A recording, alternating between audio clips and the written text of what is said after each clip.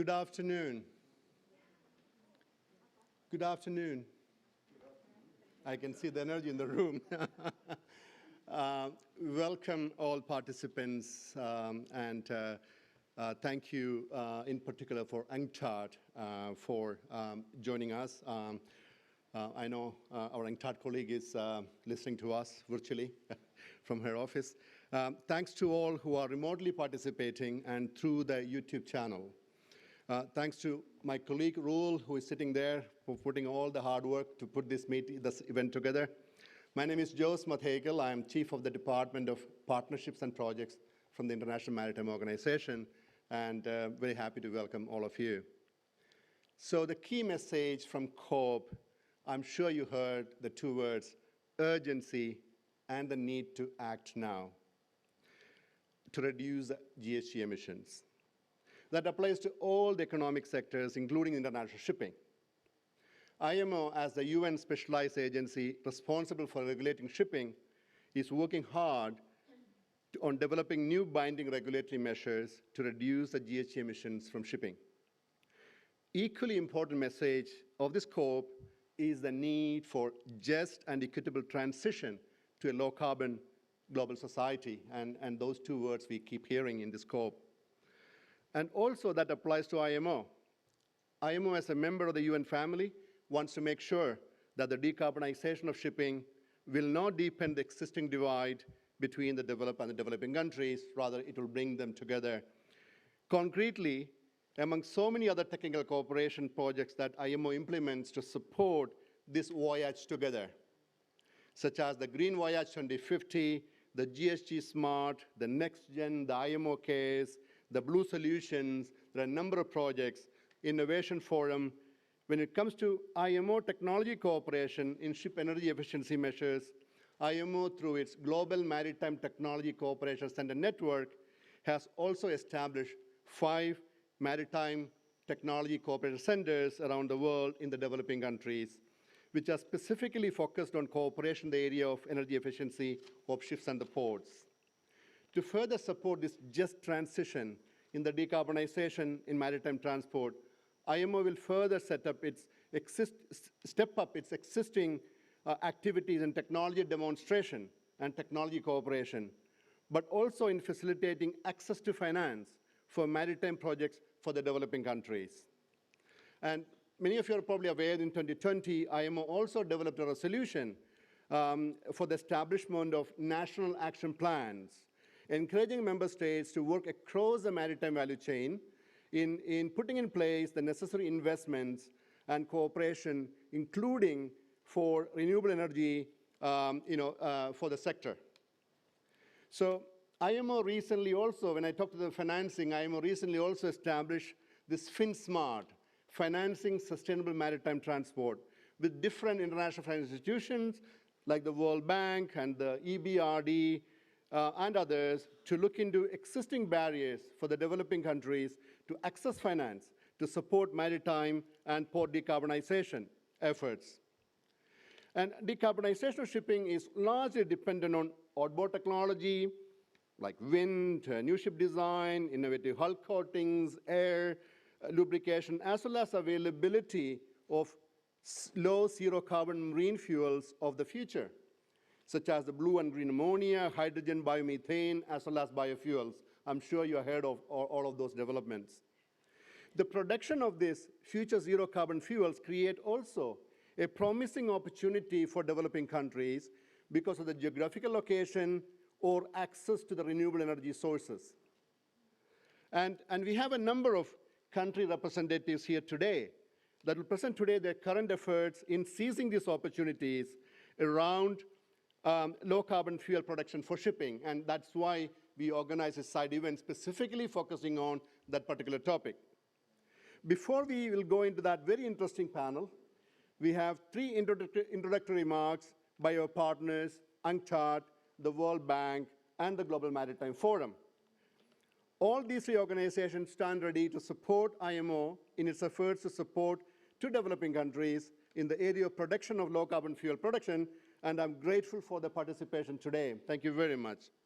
Let me finish my opening remarks by stating that IMO today's side event is only the start of a broader process in concretely supporting developing countries with seizing opportunities in relation to the production of zero carbon fuels for shipping. And we plan to organize concrete additional activities in this regard in the following months. So please stay tuned for the news from IMO, what we will be planning in terms of these events. With that, let's get started. And I will now turn, I'm planning to turn to the first speaker. I hope she's online. I don't see the signal there, so I'll just wait for a few seconds. Oh, yeah, she's here. Okay, the Deputy Secretary General of UNCTAD, Ms. Isabel Duran, for her introductory remarks. Isabel, over to you. Hope you can hear us. Okay, thank you, Jose. And I'm really sorry not to be in the room with you, but be sure that I am with you. And it's true that what you said about the decarbonization of maritime transport is, of course, for us, but for all of us, the most important transition of the shipping industry in decades. And we can even compare to the move from sail to steam or from steam to oil. So the shipping industry is now exploring renewable energy to power the fleets of the future. Many technologies are being explored, including alternative sources of low carbon fuels, more streamlined hulls, more efficient propeller design, improved voyage planning to make savings on fuel, better hull coatings and even air cushions to reduce friction, and maybe others in the future. Using new ship designs and new fuels to cut fossil fuel dependency and reduce carbon emission will likely be more expensive, as you said, especially for the developing countries and especially in the early stage of the transition. And this will have implications for ship operators and shippers, as well as for trade costs and trade competitiveness. So in UNCTAD, we made some impact assessment and at the request of developing country members of the IMO, and it has provided evidence that measures taken to reduce CO2 emission from shipping could result in higher transport costs and lower connectivity, and that is especially the case for small island developing states and least developed countries. So we need to work together to mitigate these additional costs. So I'm very pleased to see that in this year's COP, there are many initiatives covering maritime transport issue. Early on, UNCTAD has argued that in shipping, it is also impossible to assign emission to responsible parties. The right price for carbon will provide the right signal for industry to invest in the right ships and infrastructure. Moreover, we need to ensure that decarbonization efforts in shipping strike the right balance and trade-offs between the economic, social, and environmental dimensions of sustainable development. And I just want to share three key messages. First, there is an opportunity, definitely. Zero carbon shipping represents a business and development opportunity for several developing countries. In the past, the bunker fuel market was a very non-inclusive market. Countries with large oil reserves could participate, others could not. But in the future, with the emergence of the zero-carbon bunker fuels, the renewable energy potential of a country will be important. And we know that developing countries have a lot of potential for zero-carbon bunker fuel production. This can allow some of them to enter this market. So it is not only a business opportunity, but also a great opportunity for development. It can be linked to national and regional programs on grid decarbonization, other hydrogen applications, infrastructure modernization, for instance. Second message, we need to set the right price for carbon. There are several proposals on so-called market-based measures. A carbon price or a carbon levy implemented at the global level helps create a level playing field between fossil fuels and zero-carbon bunker fuels. It makes the polluters pay and acts as an incentive to move toward alternative sources of low-carbon fuels. Such measure can also help raise revenues for urgently needed research and development to support the energy transition in developing countries and help the most vulnerable economies, especially the six small island states and LDCs, fund mitigation measures during the process of decarbonization.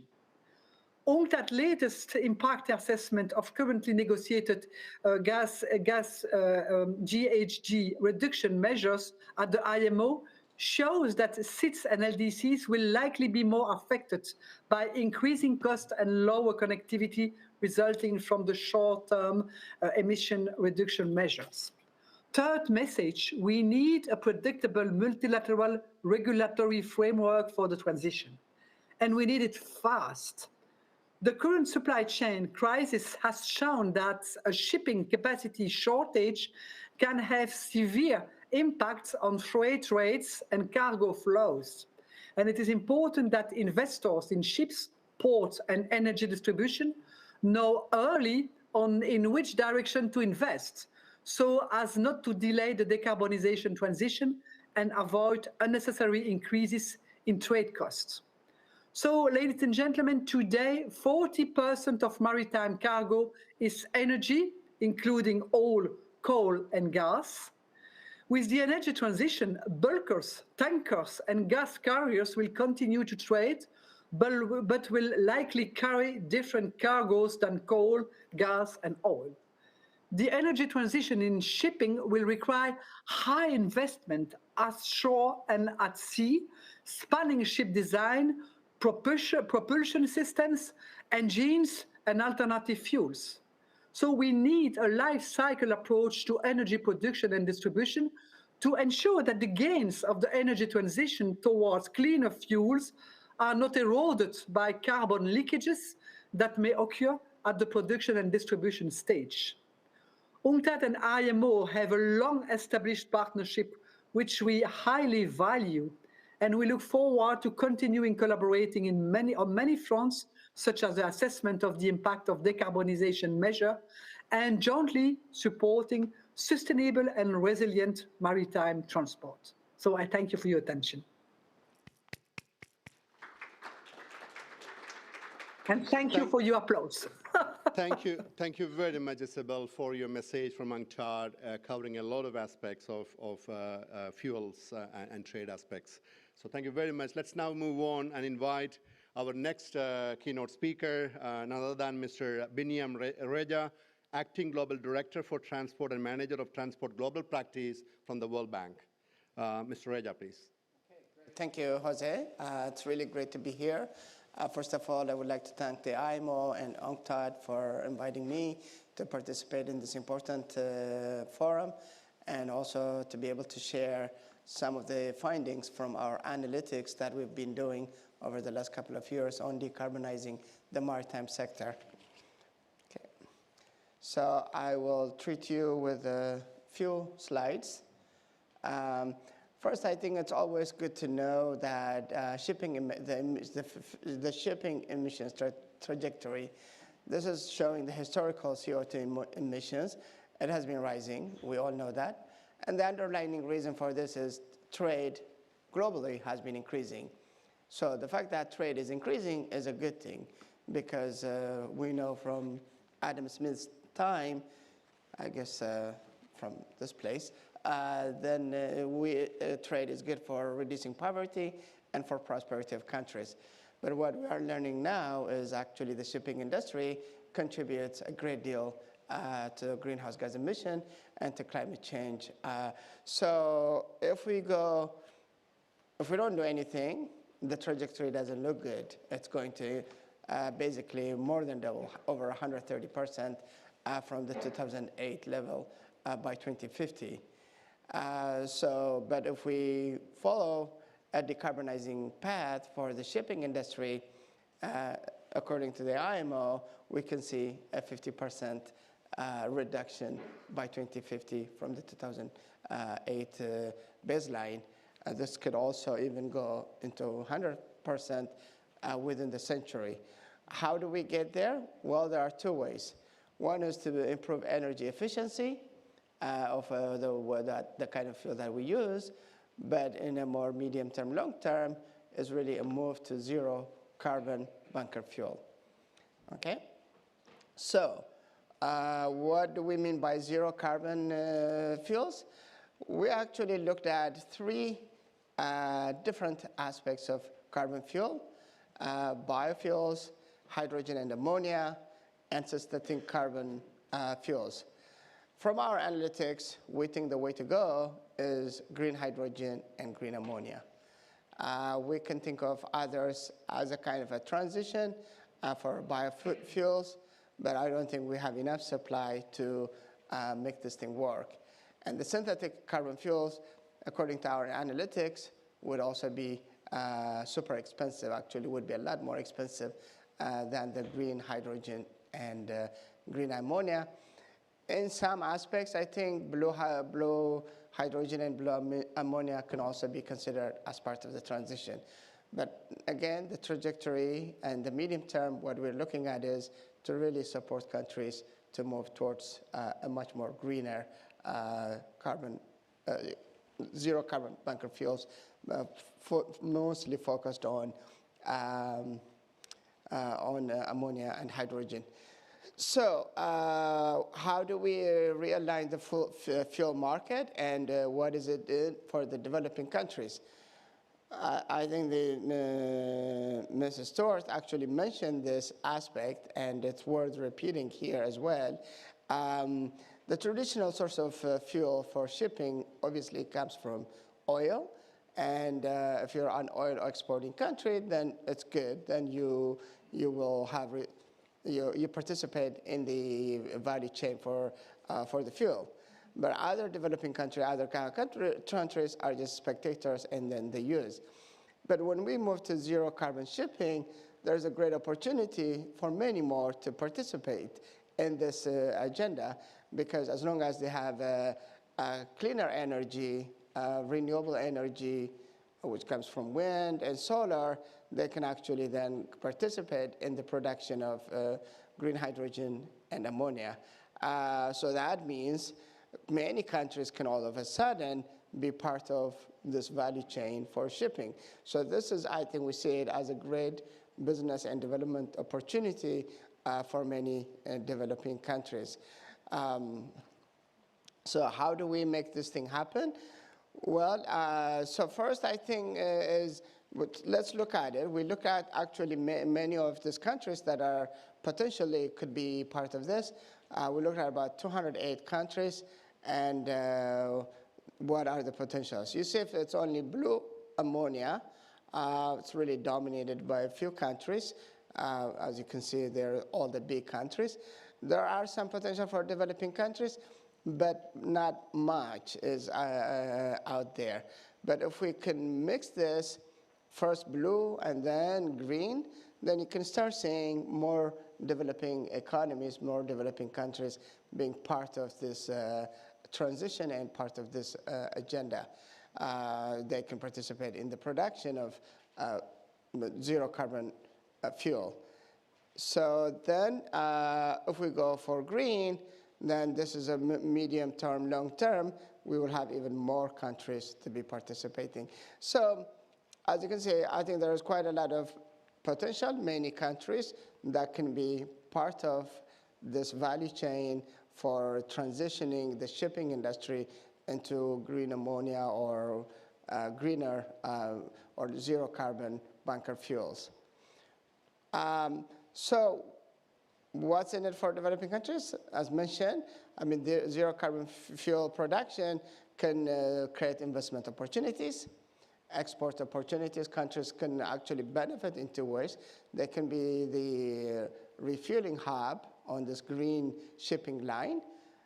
At the same time, they can also produce this zero carbon fuel that would be used. So they could export. There's an export opportunities as well. So in a way, this is really a development opportunity as well for many countries. So it's really creating a win-win scenario where many countries can export and can create jobs and have a much wider development, and even to some extent decarbonizing their energy source of power. So we see this there's a lot of investment opportunities here for many countries. Some estimates put it about $1 trillion, maybe even more than $1 trillion, to really see the transition into a zero carbon bunker fuel system. So this is, you can say, a $1 trillion development and business opportunity, and many of these we expected to be in developing countries. So from our point of view, from where we stand at the World Bank and as a development institution, this really could be a game changer in terms of not only making the shipping industry greener, but also providing developing countries an opportunity for a new industry and a new job creation industry. I think there is quite a lot of material out there. Let me just share with you some of them. They're already produced. Zero carbon fuel, role of LNG, and also a summary note for policymakers, industries. And I really welcome you to look at those and also join us in the conversation and in the debate on this and on this journey. Thank you for your time. Thank you. Thank you very much, Mr. Raya, for showing us a study of World Bank and giving a very optimistic picture of the opportunities, and much appreciated. It shows a very good picture of the opportunities, even if you won't be getting there very soon, but there are step-by-step approach and looking into that, and it was really good to see that study report. Now, let me now turn to Ms. Joanna Christensen. She's the CEO of the Global Maritime Forum, which many of you are familiar with. Very glad to have you here. Over to you, Joanna. Thank you so much. And first, let me thank you at the IMO, the World Bank, and UNCTAD for organizing this event. Very much appreciate to be able to join you here. We at the Global Maritime Forum, we are a not-for-profit organization, and we have been pursuing our mission to shape the future of global seaborne trade to increase sustainable long-term economic development and human well-being. We do that through a multitude of different initiatives on a range of different issues where there's a need to bring together industry stakeholders with other stakeholders, governments, IGOs, and others to solve challenges that the sector is facing and where the sector has a key role in solving them. Of course, decarbonization is one of these. And to this end, together with our partners, the World Economic Forum and Friends of Ocean Action, we have established something called the Getting to Zero Coalition. The Getting to Zero Coalition is an alliance of about 150 or so stakeholders, primarily from the private sector, but also from intergovernmental organizations, academic institutions, and others, but really bringing together the whole value chain, the shipping value chain of ship owners and operators, ports, harbors, energy companies, and the like, around a common objective. That is to have zero-emission vessels operating on the deep seas by 2030. So that's the common objective of the Getting to Zero Coalition. Over the past few months, the Getting to Zero Coalition has been working on and just recently issued a call to action for shipping decarbonization. It was developed by a task force within the Getting to Zero Coalition, and it calls on governments to work together with the industry to deliver the policies and investments needed to reach critical tipping points in decarbonizing global supply chains and the global economy as a result. Now, most importantly, it calls for increased ambition at the IMO towards full decarbonization by 2050, and recognizing that the IMO has a really key role in setting the direction and delivering the necessary global frameworks for the maritime industry to fulfill this ambition and to unlock some of the opportunities that Binyam has been speaking to. So this call to action was signed by over 200 leaders from industry, representing the entire maritime value chain. And for us, it really sends this clear message that full decarbonization of international shipping is not only urgent, to Jose's points earlier today, but is eminently achievable. We recognize that emerging economies and developing countries will play a critical role not only in shipping's decarbonization, in the wider energy transition, but also ultimately in reaching IMO and global emission reduction targets. And to Binyam's point earlier, many developing and emerging economies have renewable energy potential and are located close to key shipping lanes, putting them in a position to produce, export zero-emission marine fuels derived from renewable energy. So within the Getting to Zero Coalition, there's a dedicated work stream focused on these global opportunities. And we are actively engaged in exploring and developing these opportunities together with governments, with the private sector and other relevant stakeholders, as well as together with World Bank and UNCTAD. And initially we've built on the global mapping study that we just heard about from Binyam of the World Bank, and subsequently done deep dives in Chile, Indonesia, Mexico, Morocco, and South Africa. Further in this vein, the Getting to Zero Coalition and the Global Maritime Forum is also actively partnering on a project with P4G, Partnering for Green Growth and the Global Goals 2030, in collaboration with a range of other organizations. So the aim of this is to engage both public and private stakeholders to identify sort of pretty concrete, actionable business opportunities related to shipping's energy transition. So in some of the geographies and in some of the opportunities that Binyam has already highlighted.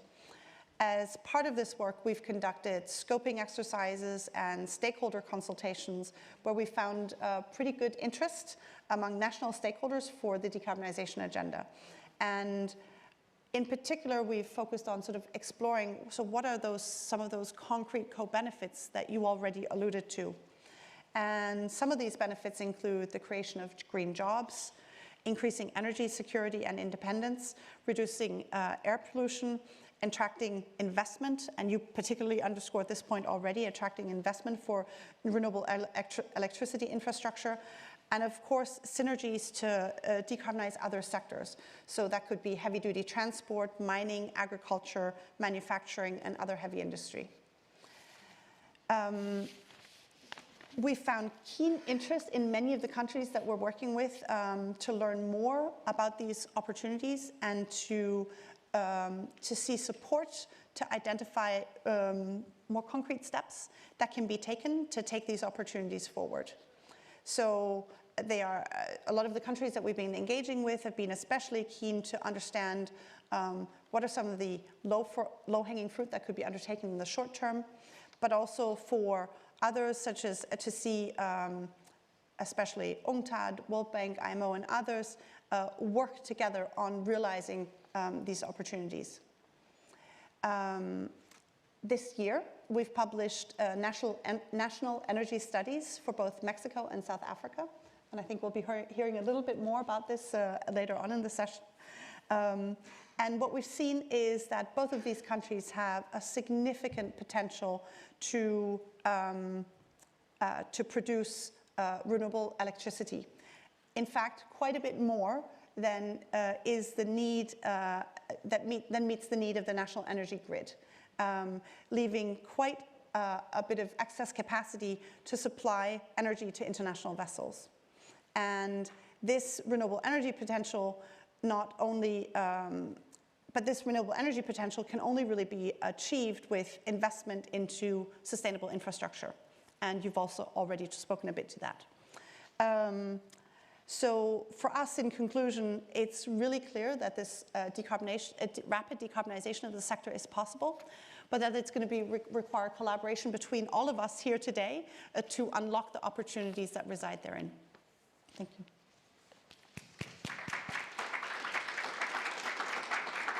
Thank you, Joanna, for enlightening us a number of initiatives that you're doing, and also finally the message that what we need is real collaboration to unlock the potential, and that's the word I heard. So with that three key messages, I think now it's time for us to move on to our eminent panelists. And before that, I would wish to introduce every one of them. We have one joining from virtually, and we are awaiting one person. But let me start with, from Indonesia, we have Mr. Basilo Diaz Arawa, Deputy for the Maritime, Sovereignty and Energy from the Coordinating Ministry for Maritime Affairs and Investment. Good to see you again. From Chile, we will have a virtual participant, Mr. Camilo Aviles Arias. He is the head for New Energy Carriers, Division for Fuel Energy Carriers from Ministry of Energy. Then we have from Panama, Mr. Alexis Rodriguez, the Sustainability Manager from the Panama Canal. From South Africa, we have Jack Joseph, Senior Advisor to Economic Acceleration Special Projects, Office of the MEC for Economic Development, Environment, Agriculture and Rural Development, from the Gauteng Province Government, South Africa. And finally, we are expecting Ms. Nancy Karigitu, Principal Secretary from Kenya, joining us very soon because she has multiple hats, aviation too. So she's just going to give a statement with the minister, but she'll be just joining us in a few minutes. So please bear with us. But that allows me now to pose 2 questions to the panel, one by one. And I'll go to the first question and probably take turns. Nancy's here. Welcome, Nancy. Thank you. I'll go one by one, maybe starting with Indonesia, and then I'll have the next question, again the same. Please take around 3 minutes, 3 to 4 maximum. We are, racing against this time. I can see the clock ticking, 1, 1, 2. Let me pose the first question to the panel. And what does your country currently do or plan to do with regard to producing this renewable zero carbon fuels for the shipping industry? And what were and are the challenges you experience or experiencing in this regard to explore this potential? So I hope the question is clear. I wish to now take our colleague from Indonesia, Ms. Basilio, if you can actually give your views from there. Yeah, thank you, Jose. First of all, of course, I would like to thank IMO and UNCTAD for inviting Indonesia to take part in this a very important session. Well, I have 3 slides, and I will start with showing where Indonesia is and what Indonesia has done in the contribution to the decarbonization. Well, if somebody... Where? It's on the... Okay. No, thank you. Sorry, I didn't see from there. Okay, thank you very much. Sorry. Well, by looking at the report that I got from UNCTAD, that in January 2020, the world fleet reached a carrying capacity of 2.1 billion deadweight tons. And now I want to show what or where Indonesia is compared to this huge number of deadweight tons in the global arena. Indonesia only registers about 23 millions of deadweight tons in 2019. This is also based on UNCTAD's report. And this actually is only 1% out of the whole total amount of deadweights of capacity that is around the world. And in my second slide, I want to show you that where all these vessels sail. Okay? And apparently, from all these amounts of billions of tons, we have about 200,000 vessels passing through Indonesian waters. So these 200 vessels passing through 3 main Indonesian straits. First one is Malacca Straits. We record Singapore, Indonesia, and Malaysia. We record figure between 120,000 vessels per year passing through Malacca Strait. And in the Sunda Strait, about 53,000 vessels. And then in our Lombok Strait, that is close to Bali, is around 36,000. So altogether, it is about 200,000 vessels passing through Indonesian waters. So now calculating this figure, this big figure, and then we calculate with how much emissions these fleets emit, how much carbon these fleets emit when they pass through Indonesian waters, I think this is one of the figures that I think we or Indonesia also needs your support in helping us to calculate how much emissions these vessels emit, how much carbons these vessels emit when they pass through Indonesian waters. And my third slide, I want to show you that, well, Indonesian fleets, we have cargo ships only 39,000, passenger ships only 3,000. Fishing vessels, we have a lot of them, but unfortunately, they are too small in size. It is immeasurable compared to the billions of deadweight tons that we have at the global level. So by this, you can see how much emissions Indonesia has. And in terms of ports, we have only 3,000 ports and terminals, consisting of 2,000 public ports and 1,300 specialized ports and 538 fishing ports. So all of these, you can see how our ports can contribute to the carbon emissions, and also our vessels contribute to the emissions. And in order to also comply with international regulations, MARPOL regulations, starting 2019, Indonesia already urged, there's a government regulation urging all the national fleets to use low sulfur marine fuel.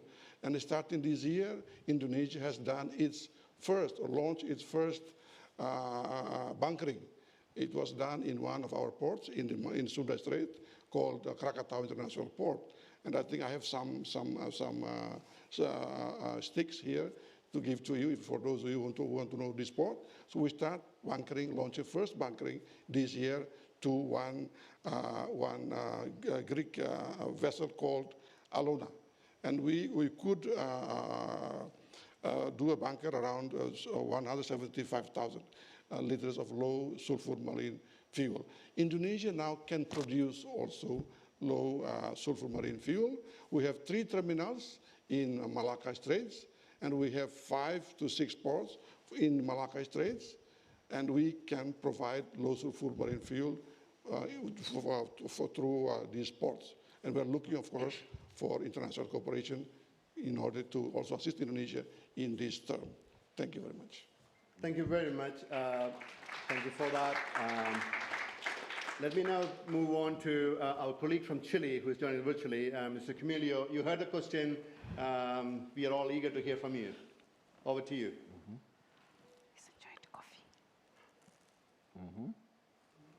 Yeah, can you hear me? Yes, we can. Okay, yeah, great. Well, thank you to IMO and to UNCTAD for inviting me. It's a pleasure to be here. I mean, I apologize for not being physically there, but I am pleased to be at least virtually. So I would just like to share with you just one slide. I prepare a presentation, but I would just like to present this one slide. So in Chile, we released our green hydrogen national strategy in November of the last year. So it is almost 1 year since we released our green hydrogen national strategy. Chile is a country that is in the southern corner of the world. It has abundant solar resources and wind resources, solar in the north and south, and wind in the south. So we have the potential to produce green hydrogen throughout the country. So we expect to be one of the top producers of green hydrogen in the world, at least in this decade. So for us, it's essential, and green hydrogen would be the backbone for zero-emission shipping. We know that for now there is no clarity of which zero carbon fuel will be predominant in the industry, but we know that we will be able to produce at least 160 million tons of green hydrogen in a yearly basis. And regarding IRENA figures, they said that at least 50 million tons of green hydrogen will be required by shipping by 2050. So with our potential production, taking into account our vast, abundant solar and wind resources, we will be capable of delivering the fuels for decarbonizing maritime transport. And we know that in terms of CO2 emissions, the main driver for a zero emissions fleet will be the indirect use of clean electricity, such as wind and solar, which are the most relevant here in Chile. So we are working in several challenges. We are assessing, we are evaluating our potential base to build our port infrastructure, because we will need to transport, obviously, our hydrogen, the fuels, the synthetic fuels. But at least we will be able to have 5 gigawatts of electrolysis capacity by 2025. So we will start to bring more acceleration to the creation of the industry. And we know for sure, with the potential that we have on producing green hydrogen, that we will be able to decarbonize most of the maritime transport. We know that we won't be building, designing, or being the manufacturers of the shipping vessels for cargoes, among others, but we will be able to deliver the zero carbon fuel. So that's our mission, and that's why we are working on so hard to achieve that. So that's for me for now. Thank you very much. Very interesting figures. 50 million tons used and much more production capacity or potential in Chile, and very good to hear that. I'm sure we will be talking about those challenges and barriers eventually, but very good to hear that optimistic message from there. Let's move on to Panama now. Alexis, your perspectives on this. What's the potential? Well, thank you for the invitation. I think that this is a good opportunity to speak from different stakeholders. I will take the words of our colleague from the World Bank and how you project, for example, the clean fuels in the region. So that is something really important, and also was said by our colleague from Chile. And that is the idea of Panama. For example, to give a big picture about us, we carry more than 3% of all the world cargo through the Panama Canal, actually, and we connect more than 180 maritime routes. So you can imagine the impact that we are in. And moreover, from our beginning, 1914, we have been a green route and a green corridor to the shipping industry. So we consider that it's really important to give our support to this kind of initiative. And that is the idea of Panama as a country.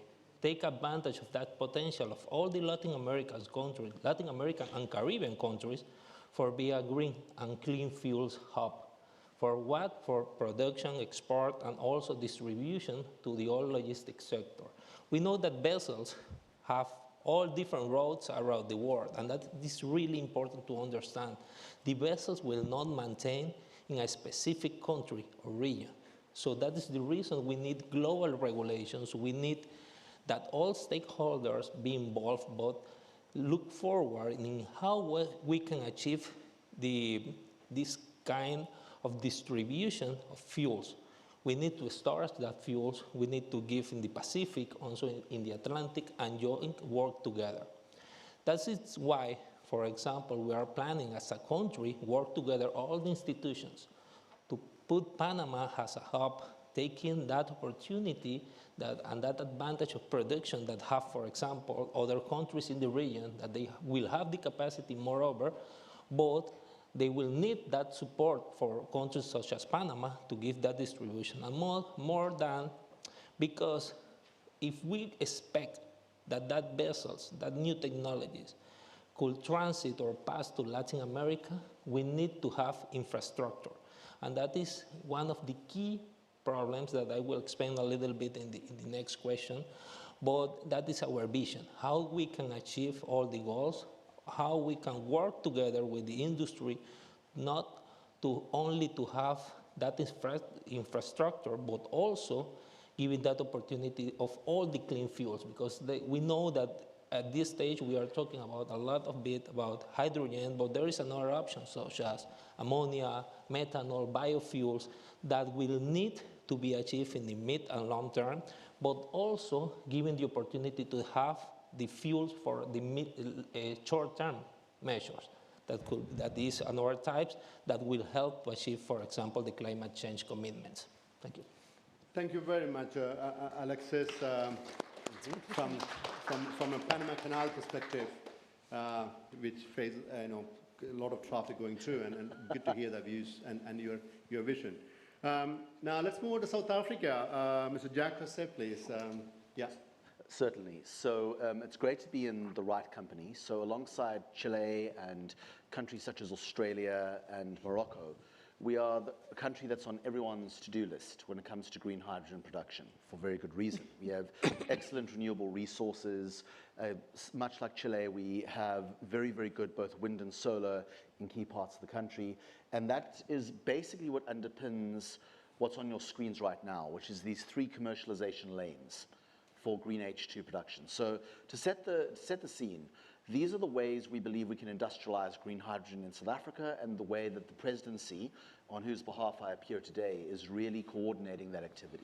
So number one, it's the focus on transport. Now, historically, if you went back 5 years ago, that was about vehicles. That was about trucks, buses, large vehicles that, for various engineering reasons, make more sense as hydrogen fuel cell based power plants. But from the perspective of the way the market is evolving, it is more likely that shipping and aviation, and shipping today is obviously the specific focus, is going to be where transportation as a green hydrogen vector is going to really take off. And I'll go into a little bit more detail about that in a moment.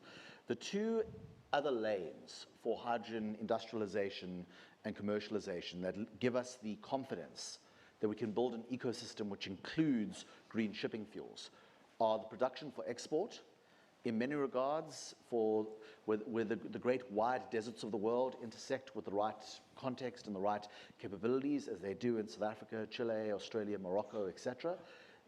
We have the opportunity to turn hydrogen into the next oil, into the liquid fuel that will be the basis of industrial energy and vehicle-based energy in a range of contexts globally, and will be sold and traded the way oil is today. And in that sense, we are taking on a huge project in our Northern Cape province. It's smack in the middle of where our World Bank colleagues have located a potential hydrogen shipping zone. And the third lane, obviously, is domestic utilization that deals directly with our own domestic industry, which I won't focus on today. Let's go to the next slide. So how we connect this with green shipping, and then I'll spend just 30 seconds on your question of challenges, moderator.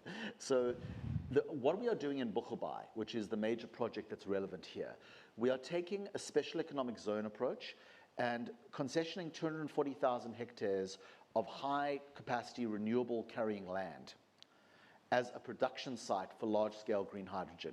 We have 1 5-gigawatt electrolyzer commitment from Sasol. They're one of our major national champions. And of the 90 million tons or so of hydrogen, grey hydrogen that's produced in the world today, they produce about 2.6 million tons of it. So as that 90 million becomes 500 million over the coming decades, South Africa's aspiration is getting about 10-15% of that market share for export.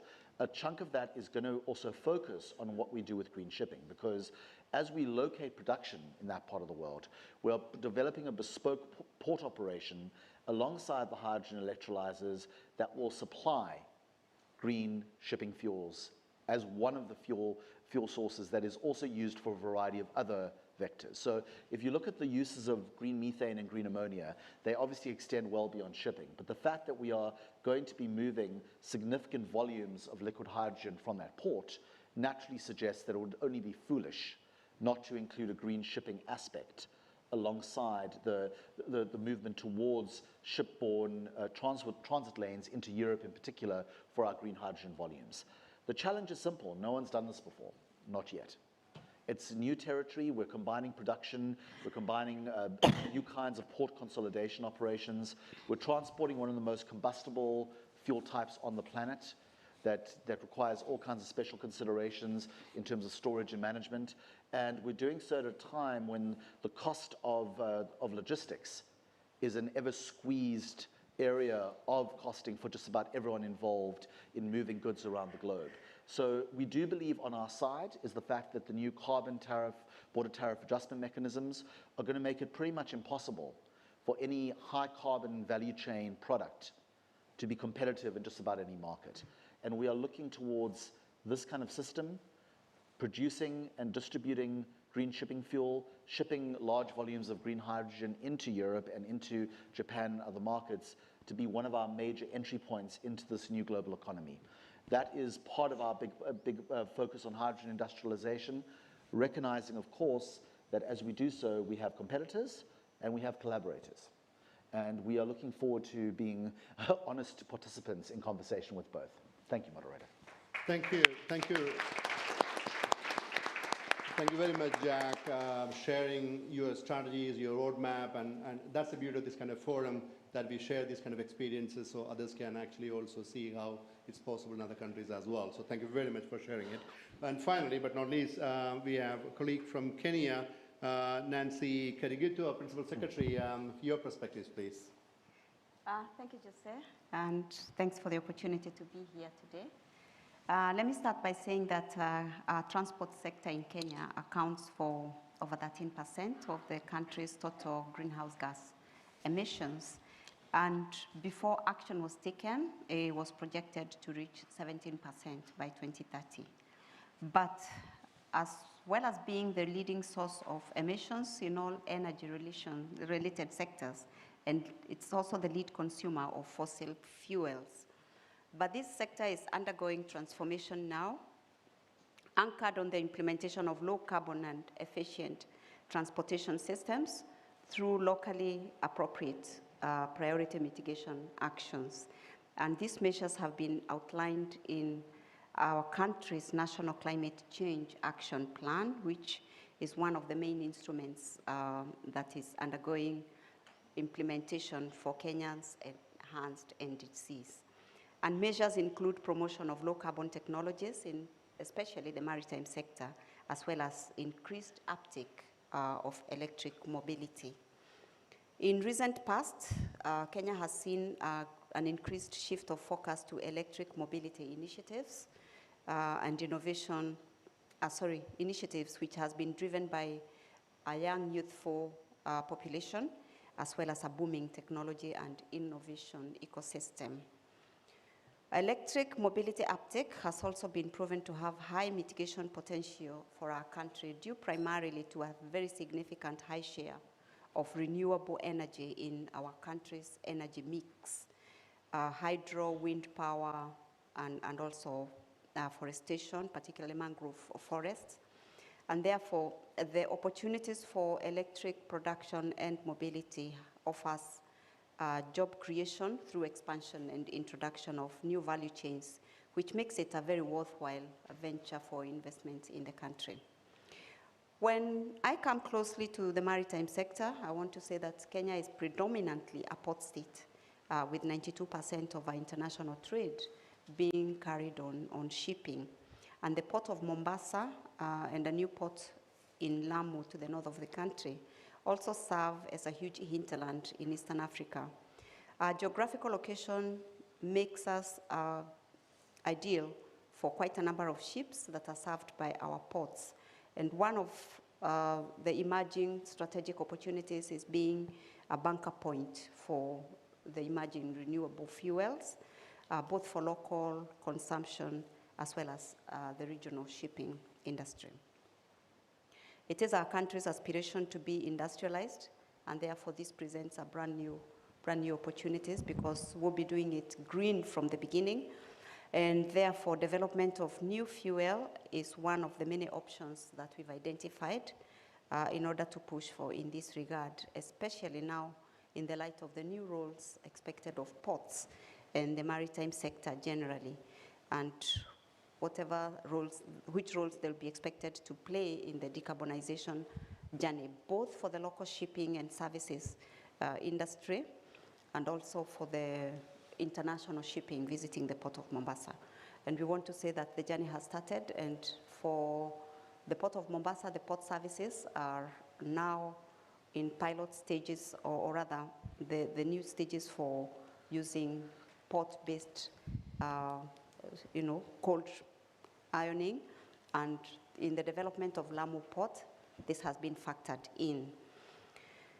Of course, economic viability, technology, and safety become very major considerations in determining the viability of the choices. As my colleague from South Africa has said, this is a new area, and of course the risks, we were comfortable and we had taken measures in the risks presented by fossil fuel in operation, in handling, in transportation, in storage.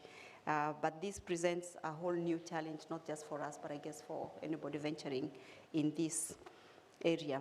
Other challenges, of course, include the current lack of absolute clarity, and therefore still vague policy regulation on the new energy sources, as well as the lack of infrastructure, which will be critical to support the new fuels, and also the exact energy demands. These are not known, and this is important in order to inform investments, both in the public and private sectors, and also in order to avoid the attendant risks of idle assets.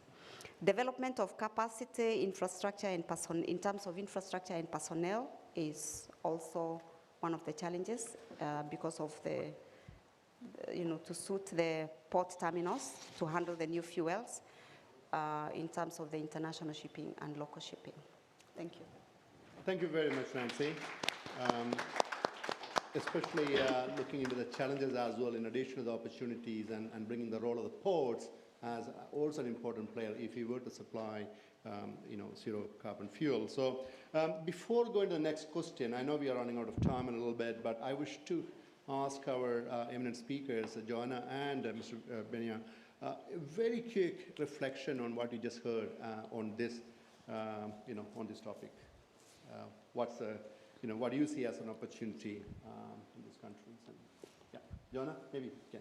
Yeah. For me personally, I find it incredibly exciting to see the potential that exists at a global level, and that that potential is also acknowledged and is being pursued at a global level as well. That's particularly important for a global industry such as the maritime sector. And I think what I'd like to offer is that there is a cohort of industry stakeholders who are ready and willing, in fact, more than that, eager to collaborate with all of you on realizing some of these opportunities. I think there's a real recognition that this is something that has such huge potential, and that we're going to need all hands on deck to realize it, and we'll be willing to work and excited to work with all those that are pursuing this specific opportunity. Thank you. Thank you, Joanna. And it was very good to hear that offer for collaboration.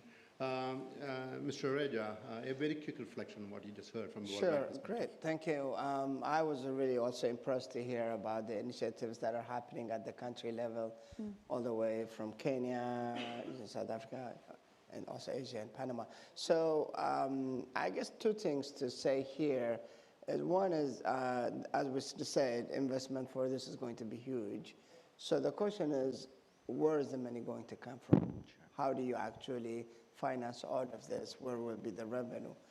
There are quite a lot of discussions that are happening globally by many actors. Perhaps a levy on the existing fuel, on fossil fuel, can not only incentivize shippers to adopt clean bunker fuels, all the investments that you guys are making for them to use it, but also can generate substantial amount of revenue that can just then be reinvested in some form to develop this kind of facilities, improve the port infrastructure, help in developing these countries. So, it's still a lot of discussion is ongoing. There's a lot of debate, but I think a levy, some kind of carbon pricing could potentially be a way to go. I'm not saying this is a definite thing, because there are a lot of discussions that have to happen, but in a way, this may be a path for accelerating the investment that are going to be needed on this. Thank you very much. Thank you. Thanks for the reflection. That actually really brings me to the second question. It's a very good context. And now the question is, how can IMO, UNCTAD, or IFI, such as the World Bank, assist your countries in further seizing the opportunities linked to the production and supply of the zero carbon fuels? What is needed? What do you expect from us? I have very little time, maybe please 2 minutes, but please very brief. Maybe you can start with Indonesia. Your views very briefly, 2 minutes, yeah. Thank you, Jose. Well, Indonesia is a coastal state, and by having these 200,000 vessels crossing through our waters, sometimes I feel like, why they just pass by? Why don't they call into my ports? What do I have? I have 5 ports. In Malacca Strait, nobody's calling my ports. And now I'm preparing 3 terminals to supply low sulfur oil. I'm preparing with my own. Mr. Basilo, can you just say, how do you see World Bank and IMO? So that's why I'm coming to that point. So I really need the assistance of World Bank and other institutions, and even including ship owners. I talk to some ship owners when I'm here. Well, please, assist my ports, I need your assistance. At least let us make 1 port. I have 5 ports. 1 deep sea port in Sabang area. In Sunda Strait, I have also one deep sea port there. I need assistance. Well, we are doing our best. We already make our commitments that with our own capacity, we can reduce the carbon emission by 29% by 2030. But we, of course, need assistance. So that's why I really need today assistance. And I also implore to our friends, ship owners, on others to also support us. Thank you. Thank you very much. Let me move on to Chile. What do you see from IMO and World Bank in helping your journey any way we can? Very quickly. I'll be briefly. For us, just what they're doing now about the IMO's aims to decarbonize by having a reduction of 50% of the emissions by 2050. It's something that it helps us, because we are very keen on producing green molecules, green hydrogen. There will be zero emission fuel.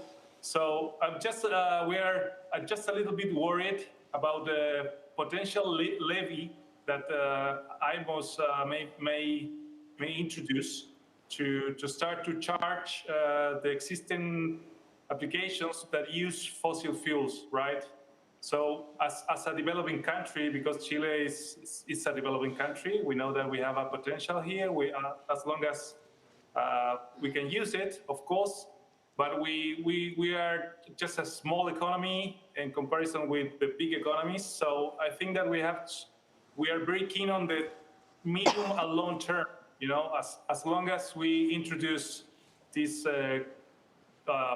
levies or taxes in the medium and long term, we will be able to produce and generate an ecosystem here in Chile with the proper infrastructure, with the port infrastructure as well, and we will be able to deliver a green hydrogen that will be, essentially the key to decarbonize not only maritime transport, but other applications as well. So we are part of the IMO's conversation. With the Foreign Affairs Ministry, we're very worried about what's going on in the near future. But of course, all the help, the aid that we have received from World Bank, from IMO as well, it's been appreciated. And of course, we're dealing with all the challenges that may arise due to the lack of infrastructure that we have here in Chile. For now, I would say that. Thanks. Thank you very much. Thank you very much. Also looking for the policy interventions aligning with your commercial objectives. Good to hear that. Let me go to Alexis.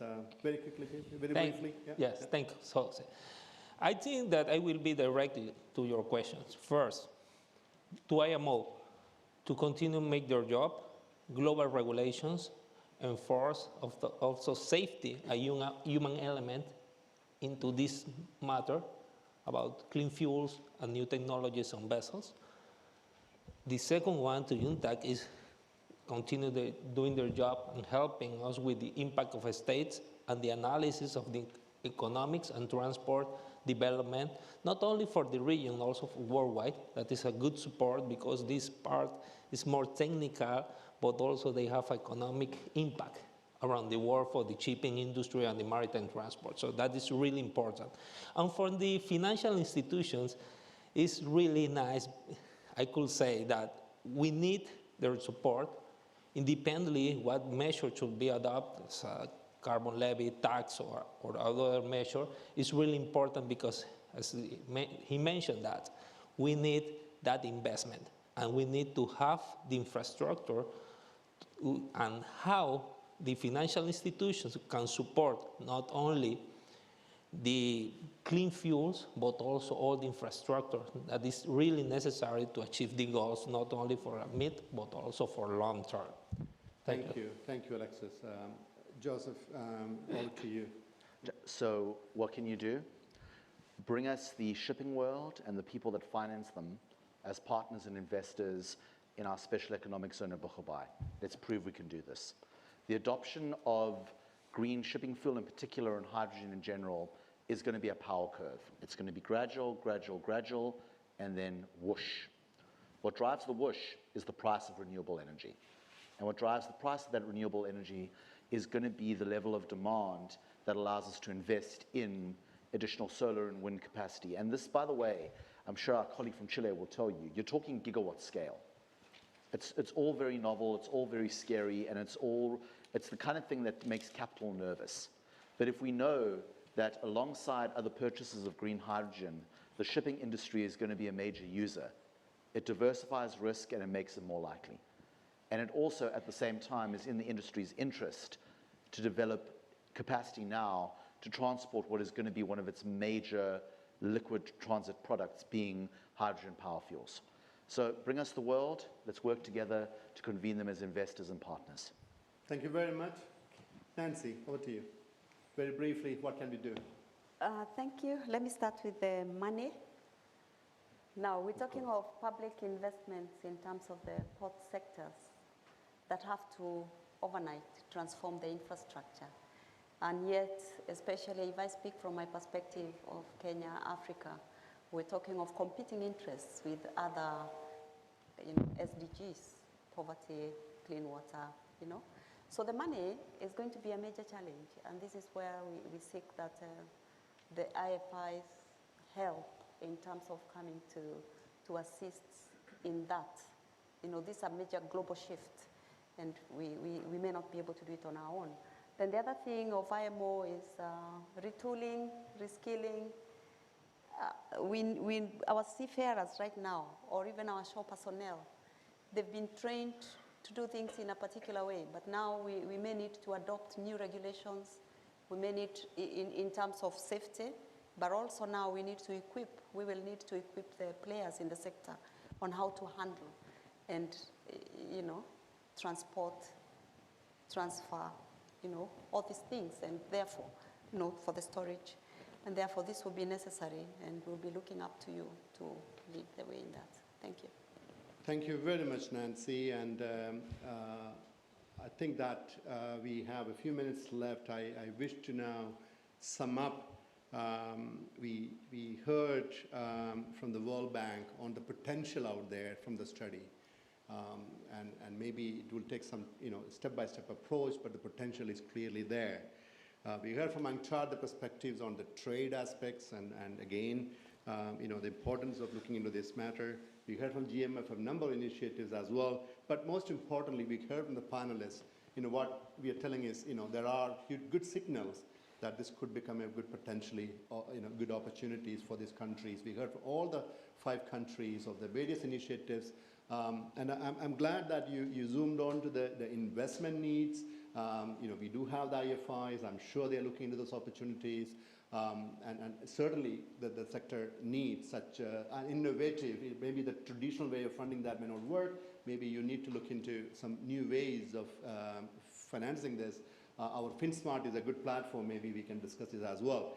But something I really liked, I also came up with the human element part of it, you know. I mean, we may have all these fuels, we may have all these technologies, but if you don't have the seafarers trained for it, what do we do? So that's something that we shouldn't forget in our journey, you know, for using the zero carbon fuels. You know, I think it's only a beginning of a dialogue. This is the first time IMO organized such a forum, and we, I'm sure Roel put a lot of effort in making this happen, but I think it's only the beginning, and I think we should continue the dialogue. I encourage the countries to share experiences because others can learn from what you have learned. So it's very important, and also cooperation in this matter is so important. If as a world we need to seize this opportunity, and something beautiful that's coming out is many of these countries who have been importing fossil fuel for, you know, many years, you know, the game is changing. Maybe they could become the suppliers of the low carbon fuels, and that's the way I see it. And if there are countries who probably don't have too much access to renewables, maybe they can also play a role in bunkering, infrastructure, et cetera, because there's a whole value chain that we are talking about. So there's opportunity for everybody to make this happen, and we heard some great examples. Thank you for sharing, and thank you the eminent speakers for your views, and also for all the audience who are here physically and also who are watching remotely from all over the world. Thank you very much for joining us in the dialogue. As I said, it's only beginning. We should continue this dialogue, and IMO will also take many efforts to bring such forums together, and also hear from other countries who are also looking into this. So, let's give the whole panelists, the speakers, a big round of applause. Thank you very much. And finally, I wish to thank the people in the back there who have been silently helping us throughout preparing, you know, and making it a huge success. Thank you very much. With that, I'm happy to say that we can conclude this, and glad that we did it 2 minutes short of, you know, the time. So thank you very much once again, and see you soon in future forums. Thank you.